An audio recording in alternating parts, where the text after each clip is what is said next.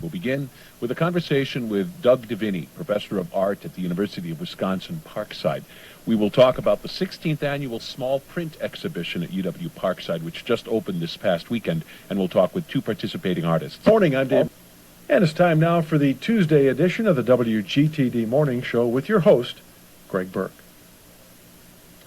Well, we're at it again on the morning show talking about visual artworks, and when you think about it, that doesn't work terribly well over the radio, and yet we come back to this topic over and over again because, of course, it's such a fascinating, compelling thing to talk about, even if we can't hold up something to the microphone and have you see it there at home. But Doug DeVinny has been with us before, professor of art at the University of Wisconsin-Parkside, and he is going to help us understand the science and art of printmaking. And we're doing this in conjunction with an exhibit which has just opened at the University of Wisconsin-Parkside, their 16th annual National Small Print Exhibition. It opened this past weekend and runs through the 20th of February. And joining Professor DeVinny today, two artists who have works represented in the exhibition. Michael Nitsch, who is an alum of UW-Parkside and now works at the Charles A. Worcester Museum of Fine Arts in Racine, and Josh Brennan, who is currently a student at UW-Parkside. We welcome all three of you to the morning show. Thank you. Glad that you're here. Professor DeVinny, this small print exhibition has been around, and it really has attracted some attention, hasn't it? I think so. I think it's gotten a reputation of being one of the probably finest juried small print exhibitions in the country. It gets us a lot of attention. We're real proud of it. It's a great show to see. It's a great show to learn about what an original print is, and with 122 pieces, it's one that you can spend some time in as well. Yeah. Now, why isn't it the 16th annual watercolor exhibition or pottery exhibition? Why small print? Why has small print sort of established itself in this corner of the world? Well, I'll be greedy. I'm a printmaker and I love prints. I guess that's the reason for that. 16 years ago, 17 years ago, when we first decided that we wanted to do something like this, it had to do with a couple of reasons. One, the scale of our gallery is small, and so in order to be able to hang works of quality and enough work to make the experience satisfying, we decided to limit the dimension of the print to 18 inches in any direction. And I say any direction because sometimes the prints are even three-dimensional pieces. There's another reason. I think it has to do perhaps with the traditions of printmaking. Prints have always been intimate. They've always been manageable. They've always been handleable. They've always been something that was of a smaller scale, and that allowed us to also have the juror look at the real works. A lot of juried exhibitions, they jury the whole show from slides. It makes the process less satisfactory in a lot of reasons, and the judges that we bring in from all over the country absolutely love the fact that they can fondle and hold and smell the prints. So that's right. I hadn't stopped to think about that. You're not going to use printmaking to create a huge mural for the side of a building or anything. I mean, it's not going to ever be of that kind of scope and scale. Right, you've got to squeeze it through a press somehow, and sometimes that does become a little limiting unless you're working in a modular manner or something. Let's actually get a nice basic definition out of the way if we can. Explain what we are talking about when we are talking about making a print artistically. Well, it involves several mediums. Some are familiar to folks not engaged in printmaking, and some are a little less so. But to begin with, we start with an idea that's an original print. That means that the artist has really, from the conception to the printing, has had some control over the process of etching the copper or drawing on the lithostone or doing something. So it's not a reproductive process. It's not a painting that's been reproduced and printed as a limited edition. There's a difference between a limited edition and of reproduction and an original print. So, and the mediums encompass everything from etching and engraving intaglio processes to lithography, screen printing, relief printing, and even within those there's a whole lot of different themes and variations on the process. But regardless, its process has been nurtured from start to finish by an artist. Developing, and they're fairly esoteric processes. Some are traditional, some are innovative, some are actually even digital. And I think that that's one of the things that we've seen in the last few years is the use of the computer to generate images printed on very high-end printers with archival inks and papers. So there are some interesting digitally generated images as well. Right. So basically a print is when you create something and then whatever that something is gets imprinted on, I presume, a piece of paper. Yeah, there's the matrix, and that can be a lot of things, but generally the images end up on paper of some sort. And sometimes it's handmade paper, sometimes it's very exotic paper, but actually in some cases it's printed on things like mylar, plastics, fabrics, and some kind of unusual surfaces as well. Right. I suppose it's good to get these definitions out of the way, because if someone went to a poster shop and bought something that has the Mona Lisa on it and then the Louvre in Paris lettered at the bottom, they might think that's a print, and that isn't anything at all like what we're talking about. I hate to bring up names, but somebody like, say, Thomas Kincaid, who sells limited edition prints, but those are reproductions. People think they're getting a real investment with those, but they're really no different than, say, a piece of calendar art that doesn't have a signature on it. I mean, there is that, which I think was one deep down inside. That's one of the reasons that I want to show people the original print process, so that there can be some appreciation for it. So there can be some level of connoisseurship when you come to the exhibition of this kind and learn the differences in the process. Let's talk to our two artists who have prints that are part of this exhibition. Michael Nitsch, who is an alum of UW-Parkside, and Josh Brennan, who is a current student at UW-Parkside. Michael Nitsch, how much printmaking have you done over the years, and what has the experience been like? Well, it's, let's see, I think I started about 76 or something like that with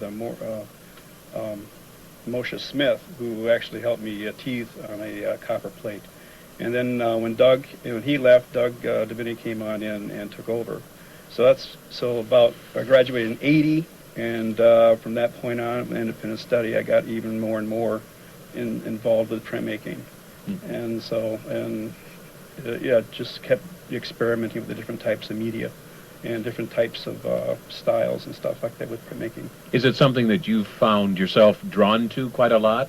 Well, drawn is a very good word, because it is. I mean, printmaking is sort of like a drawing technique to begin with, and because you usually have to draw your subject out on a plate or some type of way you can reproduce it onto the plate, and it's a lot of fun. And in fact, I do a lot of drawing back into my prints occasionally as well. Sometimes I use a straight method of where I do just the straight printing, but then sometimes you do an artist proof, which is something that you want to experiment with. And so sometimes you get a pencil or a piece of charcoal and start to literally go back into the print and bring up a different surface. What kind of a work do you have in this exhibition? Well, I've got a little bit of a landscape. It's a print that has been kicked out of a show a couple times, and which is okay, because I felt it was a very, very strong print, and it had a lot of possibilities. But I guess it depends on the judge and everything like that. And the thing is, if you know that it's a strong print, you just stick to your guns and you do it. And this is from a place up in northern Wisconsin in Bayfield County, and called Little Fly Speck on Mason, Wisconsin. And this deals with an old railroad right-of-way, and it's turned into a bike trail. And the way I treated it was, when you walk up to this one area, there's a section just before you cross the trestle, and it's just enclosed in trees. And you got this little opening, and I tried to get that visually for a visual statement for the viewer, trying to get that feeling where you're walking up into a dark area and all of a sudden you see the light at the end of the tunnel, so to speak. But it's a small print, and it's pretty good. So you've made kind of a drawing of that particular scene, which you etched into something. What did you etch it into? It's a mezzotint, which is a tool that we use. It's a semicircular tool that's got teeth at the end of it, and you rock it across a smooth plate, and you rough the surface up, and you create this real velvety black. And then what you do is you go back into it, and you start burnishing certain areas out, and to more or less like polish the plate again. And that's the proper way to do a mezzotint. What I've done, I sort of cheated in a way, because I only darkened the areas that I wanted really black, and then went back and polished certain areas up. But it's a sort of a mixed media mezzotint and dry point. Does this end up being then essentially black and white, or shades of gray? Black, white, and shades of gray, yeah. So have a nice contrast. It reminds me, and Professor DeVinny enlighten us about this, one thing about printmaking, to my amateur ear anyway, it sounds like it's something that's going to be rather unforgiving of mistakes in some ways. I mean, you don't just you can just throw a piece of paper away that you've been doing a charcoal sketch on, but you've really invested some time in this etching process, and I suppose that has to be done carefully. Well, it's an interesting thing you say. It's not as forgiving, but in many respects, once an artist is more comfortable with the processes, they very soon learn ways to redeem themselves if they go south on an image that was going north to begin with. And I think that actually that becomes part of the challenge, part of the fun, and really in many respects, especially in the intaglio etching area, it really richens the surface after the plate has been worked and little sweat equity has gone into it. You can really see the evidence of that in a very mature artist's work. So it goes both ways. I think that for these guys have seen it a lot in some of the beginning printmakers who get frustrated because it doesn't come out exactly the way they thought it should the first time they've done it. They don't understand that they've got to sort of cohabitate with the image for a while, and then it'll mature. It'll come around. So. Josh Brennan, let's meet you. First of all, where are you from? Kenosha. You're from Kenosha, and Yes. a student at UW-Parkside, an art major? Yes. And tell us about your first encounters with this medium called printmaking. Well, my first encounters were with Doug. I needed to take a printmaking class because it was required as part of the art major, and everyone has to do it, graphic designers, painters. So I myself, I've always been into drawing a lot, and I was very relieved to find that a lot of the techniques in printmaking, such as lithography and intaglio, they emulate drawing very well. They're almost synonymous. You can recreate a drawing in any of the techniques. So that right there was very relieving. It was almost stepping stones into getting deeper into it. But at the same time, they're steeped in like technical know-how. You need to really dive further into all of the techniques to really get the most out of it that you can. And that appealed a lot to me. Yeah. Sounds good. What is the piece of yours that's in the exhibition? The piece that I have in the exhibition is an experiment that I've been toying around with recently. I'm right now very interested in like art of the insane, children's art, art brut, outsider art, that type of stuff. And I'm interested in the way that they make marks and the way they approach an image. So I was trying to emulate that in a way, and the piece in the show is a direct result of that. So is it more of kind of an abstract thing? It's quasi-abstract, I guess you could say, yes. A lot of people see a lot of different things in it. So Colorful thing? yeah, there's quite a few colors involved with it. Sometimes in printmaking, people stay extremely monochromatic, but from every once in a while, you'll get some really wonderful color images that it's not unusual to see someone working in color. Now, I've not ever heard the term outsider art before. What are we talking about? Outsider art is someone just who hasn't been classically trained in any of the art, and I guess classically trained would be any type of training whatsoever. So this is a real sort of raw quality? Yes. Otherwise, when you talk about art of the insane, you literally mean that?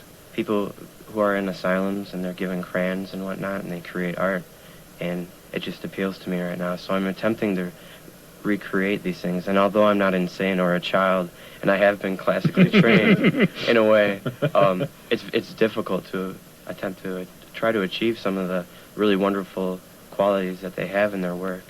And a lot of people don't share the same outlooks that I do have on that work. A lot of people just think they're scribbles or whatnot. But I think there's a certain people, you have to pay attention to your subconscious, I suppose, when you're drawing then. Interesting. Professor DeVinny, you said that there's over 100 different prints in this exhibition. What is represented in the artists that participate?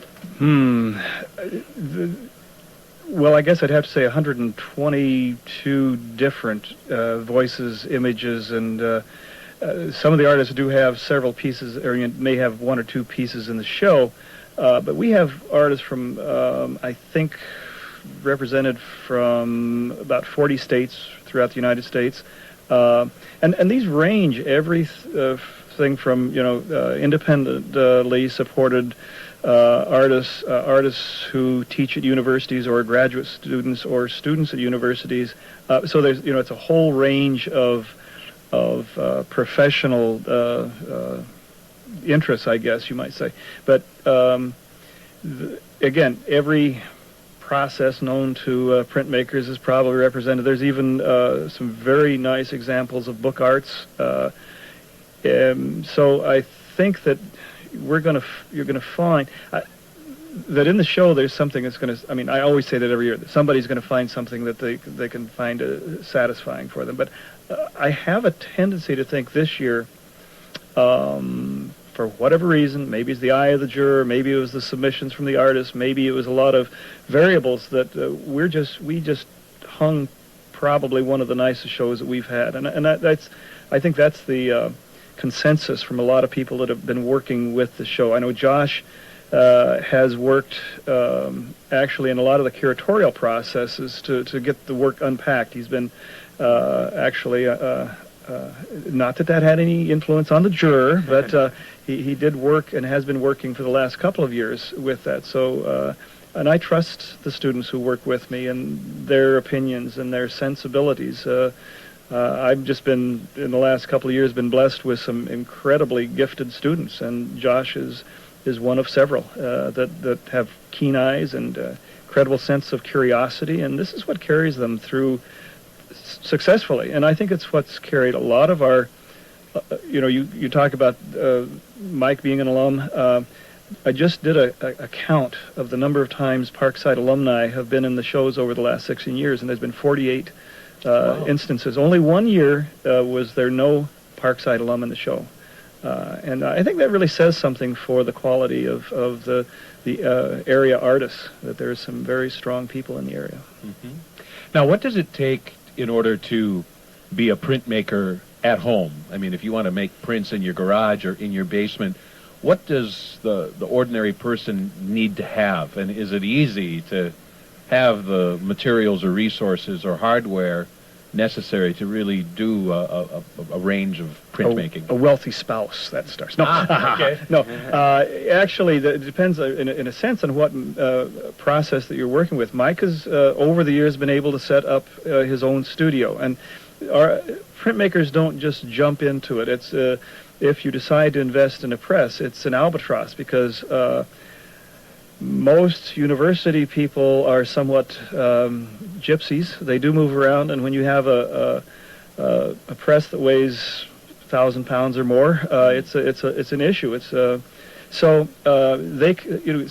Sometimes they start with the processes of establishing a studio, which becomes a drawing, painting space.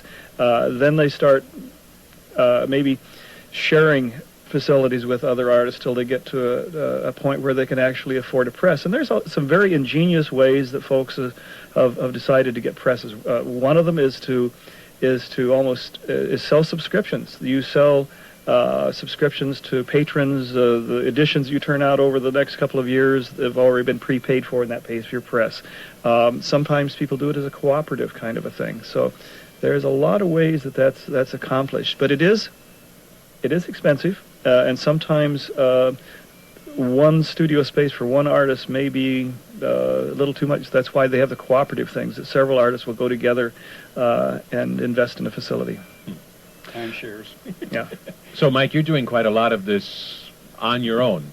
Yeah, I'm lucky enough to have a small studio, and gives me a little time. So if I come home from work and get the energy, I'll usually end up doing is just get to the press for a little bit, at least if anything else, do a couple artist proofs, get down a couple ideas, and work on them. Mm-hmm. So it's fun. This is a question for all of you. To what extent is there uncertainty built into this process in which you go ahead and etch something, and then by the time you are ready to print the thing, what emerges on the paper is not necessarily what you envisioned, or is a good printmaker able to really know what this image is going to look like? It all depends.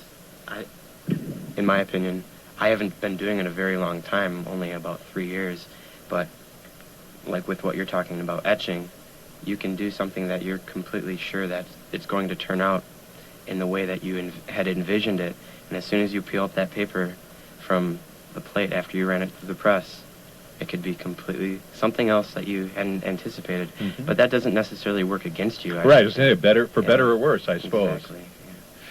Are we talking about all kinds of variations in terms of the amount of pressure you use, or the amount of paint you use, or pigment, or whatever you're using, or the time that it takes, or the quality of the paper? I suppose all of those are variables in this. There is an incredible range of variables. I mean, each process has its own, but if you focus on one, you're going to find that no subsequent print is going to be the same as the previous. There's always some things you've got to, and it's a learning process. I love it. I love it because if something doesn't go badly for me while I'm working on a print, I'm very suspicious, and I really actually look forward to things going badly for me, because serendipity is a great mistress for us all, and she helps us and she doesn't sometimes. So it's always good to be aware of the unexpected, but at the same time,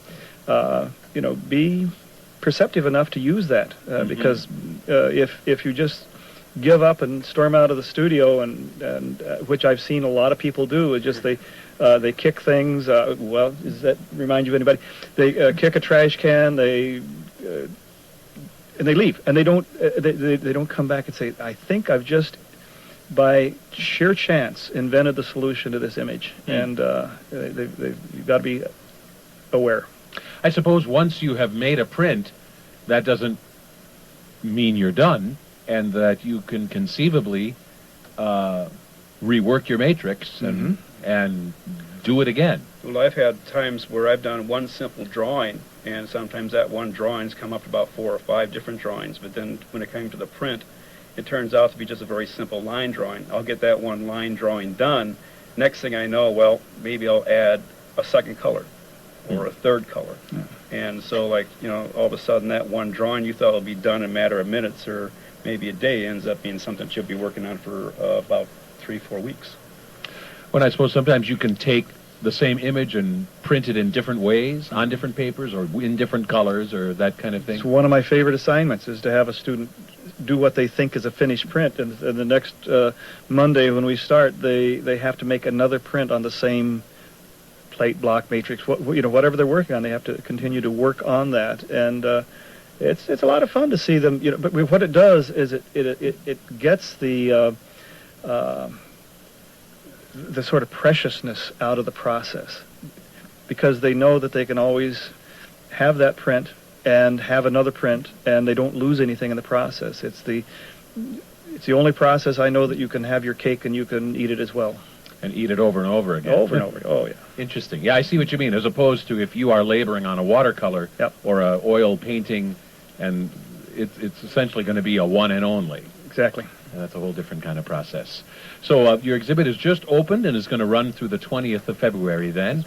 And I imagine, as always, you're going to expect quite a lot of traffic through the Communication Arts Gallery.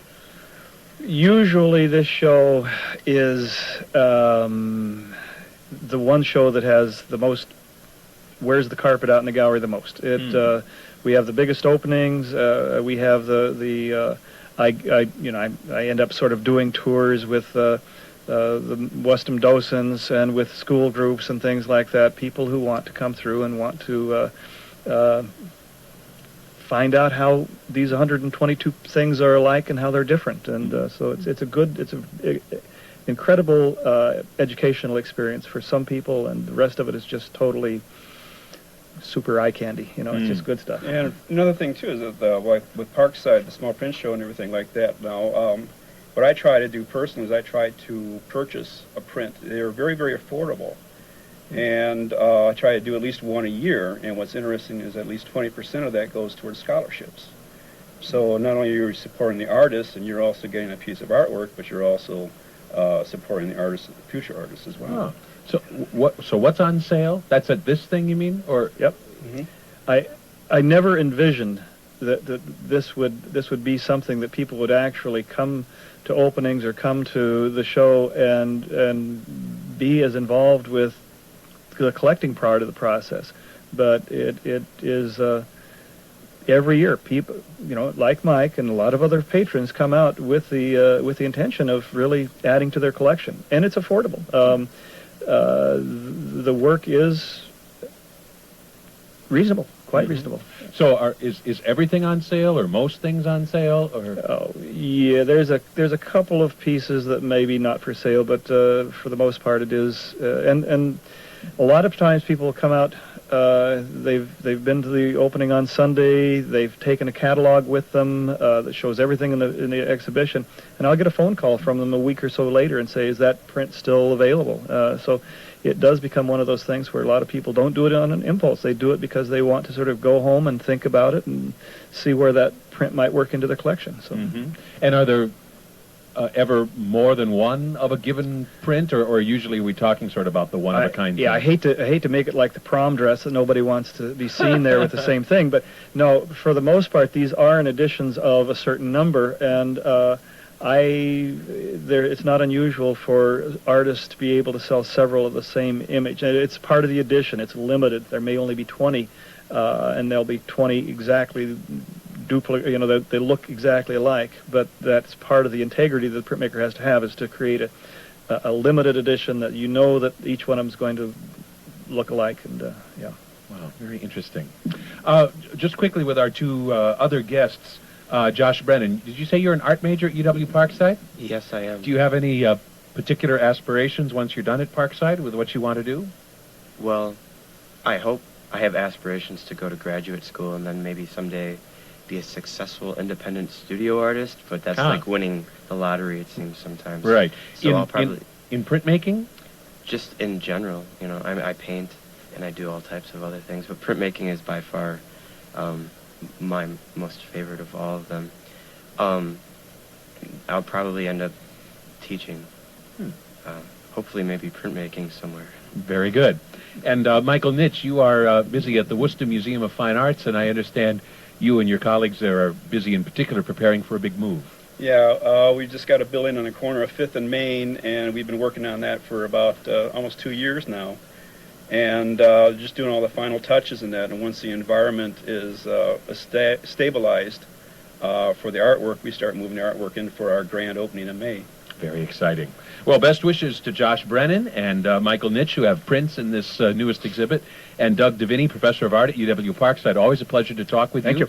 And we're glad that there is a 16th Parkside National Small Print Exhibition that people can enjoy now through February 20th. Gallery hours, this is at the Com Arts Gallery, Monday and Thursday, 11 to 5, Tuesday and Wednesday, 11 to 8. And it's 8:39.